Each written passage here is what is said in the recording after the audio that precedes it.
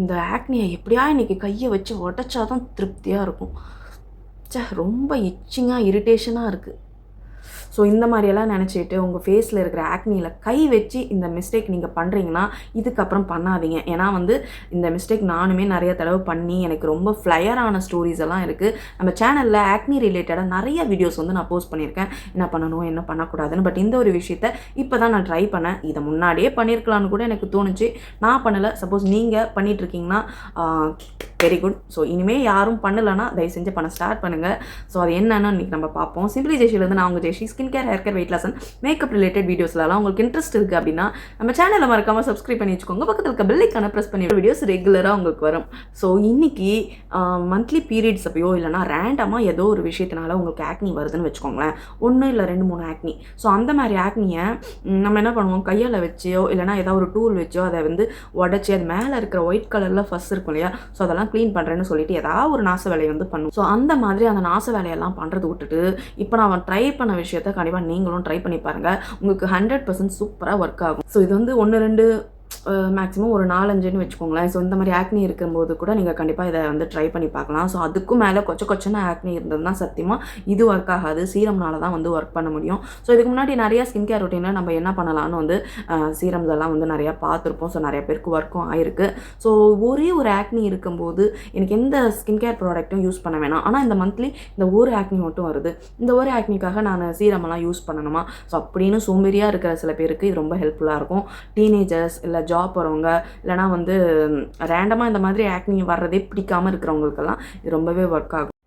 ஆக்னிலேயே மோசமான ஆக்னி இந்த மாதிரி ஒயிட் கலரில் ஃபில்லிங் இருக்கும்ல, அது ரொம்ப பெயினாகவும் இருக்கும், இரிட்டேஷனாகவும் இருக்கும், இச்சிங்காகவும் இருக்கும். அதுக்கு நம்மன்னு கையை போட்டு உடச்சி விடணுங்கிற அளவுக்கு கோவம் வரும் அதை பார்த்தாவே.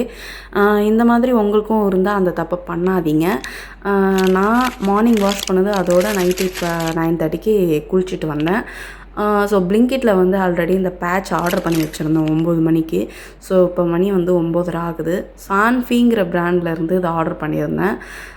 ஒரு 5 நிமிஷத்துலேயே கொண்டு வந்துட்டாங்க பிளிங்கிட்டில். ஸோ இப்போ என்ன பண்ணுறோன்னா இதை ஓப்பன் பண்ணி இதுக்குள்ளார ரவுண்டாக இருக்கும். அது எப்படி இருக்குன்னு பின்னாடி காட்டுறேன். ஸோ அந்த ரவுண்டாக இருக்கிறதுல ஒன்று எடுத்து அந்த ஒரு ஆக்னி மேலே வைங்க. ஸோ அந்த மாதிரி உங்களுக்கு எத்தனை ஆக்னி இருக்கோ அத்தனை ஆக்னி மேலே அந்த ரவுண்டாக நீங்கள் ஒட்டி விட்டுட்டிங்கன்னா அது இருக்கிற இடமே தெரியாது. அது போக மிச்ச இடத்துல நீங்கள் மாய்ஸ்சரைசரோ சீரமோ எதாவது யூஸ் பண்ணோன்னா பண்ணிக்கலாம். ஸோ அந்த இடத்துல நீங்கள் எதுவும் போடுறதுக்கு முன்னாடியே இதை அப்ளை பண்ணிவிடுங்க. ஸோ மார்னிங் இப்போ 4:30க்கு எழுந்திரிச்சேன். என்னோடய ஃபேஸில் அது எடுத்துட்டேன். ஸோ அது தெரியல சரியா. ஸோ எடுத்ததுக்கப்புறம் பாருங்கள், அடுத்த நாள் என்னோடய ஃபேஸில் ஆக்னி இருந்த இடமே தெரியல. அவ்வளோ க்ளீன் அண்ட் கிளியர் ஆகிடுச்சு. சத்தியமாக என்னாலேயே நம்ப முடியல இந்த மிராக்கில். நான் என்ன ஒரு மிஸ்டேக் பண்ணியிருந்தேன்னா, நூவாங்கிற சானிட்டரி பேட்ஸ் இருக்கும் இல்லையா, அந்த பிராண்டில் ஃபஸ்ட்டு ஒரு பிம்பிள் பேட்ச் வாங்கியிருந்தேன். ஸோ அது நிறைய யூஸ் பண்ணேன். பட் ஆனால் எனக்கு ஒரு பேட்ச் கிட்டத்தட்ட 1 நாள் 2 நாள் யூஸ் பண்ணால் தான் அதுக்கப்புறம் அந்த ஆக்னி குறையிற மாதிரி இருந்தது. இது பவர் கொஞ்சம் கம்மியாக இருந்த மாதிரி இருந்தது. ஸோ எனிவே அதை நான் ஃபுல்லாக யூஸ் பண்ணணும்னு யூஸ் பண்ணிட்டேன். பட் ஒரே ஒரு மட்டும் உங்களுக்கு சாம்பிளுக்கு காட்டணுமேனு வச்சுருக்கேன். ஸோ அதுக்கப்புறம் தான் இதெல்லாம் நம்மளுக்கு செட் ஆகாதுன்னு சொல்லிட்டு தான் இந்த சான்ஃபியோட இந்த பிராண்ட், இதுவுமே சானிட்டரி பேட்ஸோட பிராண்ட் தான். ஸோ இதை நான் வாங்கியிருந்தேன். ஸோ எதுக்கடா இந்த பிராண்டில் போய் வாங்கினமேன்னு நிறைய பேர் யோசிச்சுருந்துருக்கலாம். ஸோ எங்களோட ஏரியாவில் பிளிங்கிட்டில் பார்த்திங்கன்னா இந்த பிராண்ட்ஸ் எல்லாம் இருக்குது. டெர்மாகோவும் இருந்தது. பட் அன்னைக்கு அவுட் ஆஃப் ஸ்டாக்ல இருந்ததுனால நான் இந்த சான்ஃபி இதே செகண்ட் டைம் ட்ரை பண்ணியிருந்தேன். ஸோ இதோடது பார்த்திங்கன்னா இந்த பிராண்டை விட இது கொஞ்சம் பவர்ஃபுல்லாக இருந்தது. ஸோ எடுத்து வச்ச உடனேயே அந்த நைட்லேயே ஃபுல்லாக காஞ்சிடுச்சு. அந்த மார்னிங் எழுந்திரிச்சு அதை நம்ம ரிமூவ் பண்ணுறோம் இல்லையா. ஸோ அப்போ பார்த்திங்கன்னா அந்த இடத்துல ஒன்றுமே இல்லை, லிட்டரலி அவ்வளோ க்ளீனாக இருந்தது. ஸோ ஜஸ்ட் இந்த மாதிரி தான் இருந்தது, அதாவது லைட்டாக மேடாக இருக்கும். ஸோ எது முக்கியமான விஷயமோ அதை ரிமூவ் பண்ணிடுச்சு. நம்மளுக்கு ஆக்னி மேலே அந்த ஃபஸ்ட் இருக்கும்போது தான் அந்த ஒயிட் கலரில் அது ஒரு மாதிரி க்ரீமியாக இருக்கும். அது இருக்கும்போது தான் ரொம்ப டேஞ்சரஸ்.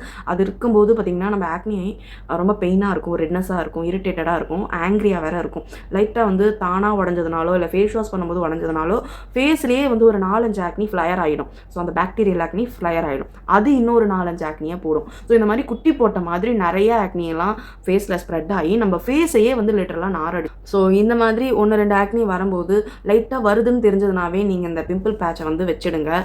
நல்ல பிராண்டாக பார்த்து வாங்கிக்கோங்க. டெர்மாகோ வாங்கலாம். ஸோ இப்போ நான் யூஸ் பண்ணுற இந்த ஸோ நான் இப்போ யூஸ் பண்ணுற இந்த சான்ஃபியோட இதுவும் வந்து நல்லா இருக்குது. ஸோ ரொம்ப எஃபெக்டிவாக இருக்குது. வச்சு அந்த 8 ஹவர்ஸ்லேயே வந்து ஃபுல்லாக அதோட கங்கெல்லாம் வந்து ரிமூவ் பண்ணிடுது. ஸோ அதுதான் நம்மளுக்கு ரொம்ப ரொம்ப இம்பார்ட்டன்ட். ஸோ இதுக்கு முன்னாடி வாங்கின இந்த நுவாவோட பிம்பிள் பேட்சில் வந்து அவ்வளோ எஃபெக்டிவாக இல்லை. 3 நாள் அதே இடத்துல வச்சு எடுக்கணும் வேறு வேறு பேட்சஸை. ஸோ எனக்கு வந்து அது அவ்வளோவா எஃபெக்டிவாக தெரியல. பட் இது வந்து பார்த்திங்கன்னா ஒரே நைட்லேயே வந்து சூப்பராக அதில் இருக்கிற அழுக்கு பாக்டீரியாஸ் எல்லாம் வந்து அந்த பேட்சில் ரிமூவ் ஆகிட்டு வந்துடுச்சு. ஜஸ்ட்டு இந்த மாதிரி லைட்டாக ஒரு கோபுரம் மாதிரி தான் இருக்குது. பட் இதானா ஒன்றுமே பண்ணாது. இது பெயின்ஃபுல்லாகவும் இல்லை, ரெட்னஸாகவும் இல்லை, இச்சிங் இரிட்டேஷன் எதுவுமே கிடையாது. சப்போஸ் நீங்களும் இந்த மாதிரி எல்லாம் ரொம்ப பாக்டீரியல் ஆக்னி எல்லாம் வருது அப்படின்னா வந்து தாராளமாக இதை வாங்கி வச்சுக்கோங்க.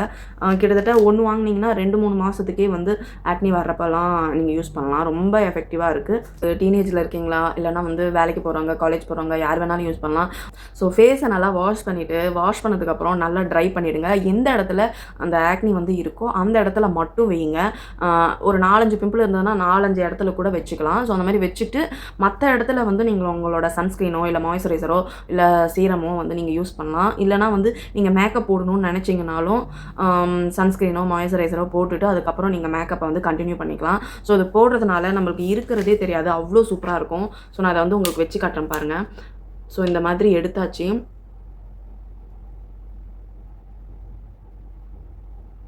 ஸோ அந்த மாதிரி நீங்கள் வந்து வச்சுக்கலாம். ஸோ இந்த மாதிரி வச்சுட்டதுக்கப்புறம் இது மேலே மேக்கப் வந்து நீங்கள் கண்டினியூ பண்ணலாம். இல்லைனா வந்து நீங்கள் வீட்டில் இருக்கீங்க அப்படின்னாலும் இதை நைட்டில் நீங்கள் இந்த மாதிரி வச்சுக்கலாம். இல்லைனா வந்து ஹவுஸ் ஒய்ஃபாக இருக்கிறீங்க அப்படின்னா அது தாராளமாக வீட்டில் வச்சுட்டு நீங்கள் செய்யக்கூடிய வேலையை வந்து செய்யலாம். இதை ஒட்டுறதுனால நம்மளுக்கு என்ன பெனிஃபிட்னா, நம்ம இச்சிங் ஆகுது, இரிட்டேஷன் ஆகுதுன்னு கை அதில் வந்து வைக்க மாட்டோம். ஸோ அதில் இருக்கிற மருந்து போய் அந்த ஆக்னி மேலே இருந்து எல்லா அழுக்கையும் எல்லாம் வெளியே எடுத்து கலெக்ட் பண்ணி வச்சுருக்கோம். நம்ம அதை ஒரு 8 ஹவர்ஸ் 9 ஹவர்ஸ் கழிச்சு அதை ரிமூவ் பண்ணும்போது அந்த கங்க் எல்லாமே வெளியில் வந்துடும். ஜஸ்ட்டு அந்த ஸ்கின் மட்டும்தான் அங்கே இருக்கும். ஸோ அந்த அளவுக்கு ரொம்ப சூப்பராக இருக்குது. என்னதான் ஸ்கின் கேர் ரொட்டீனாக பண்ணாலும் ஈவன் கேர்ள்ஸுக்கு பீரியட் டைம்ஸில் இந்த மாதிரி மந்த்லி சைக்கிளில் வரும்போது கண்டிப்பாக 1-2 ஆக்னி வந்தே தீரும். ஸோ அந்த மாதிரி டயத்தில் நீங்கள் இந்த மாதிரி பிம்பிள் பேட்ச் வைக்கும்போது அது ஈஸியாக உங்களுக்கு வந்து அது எந்த இடத்துலையும் ஸ்ப்ரெட் ஆகாமல் இன்னும் நிறைய ஆக்னி ஃப்ளையர் ஆக விடாமல் ஈஸியாக அதோட வேலையை வந்து முடிச்சு விட்டுற மாதிரி தெரியாத உங்கள் ஃப்ரெண்ட்ஸுக்கு இதை ஷேர் பண்ணி விட்டுட்டு நீங்களும் நம்ம சேனலை சப்ஸ்கிரைப் பண்ணிட்டு பாருங்கள். எனக்கு ரொம்ப ரொம்ப மோட்டிவேஷனாக இருக்கும். ஸோ நாளைக்கு இன்னொரு சூப்பரான வீடியோவில் உங்களை வந்து மீட் பண்ணுறேன். பாய்.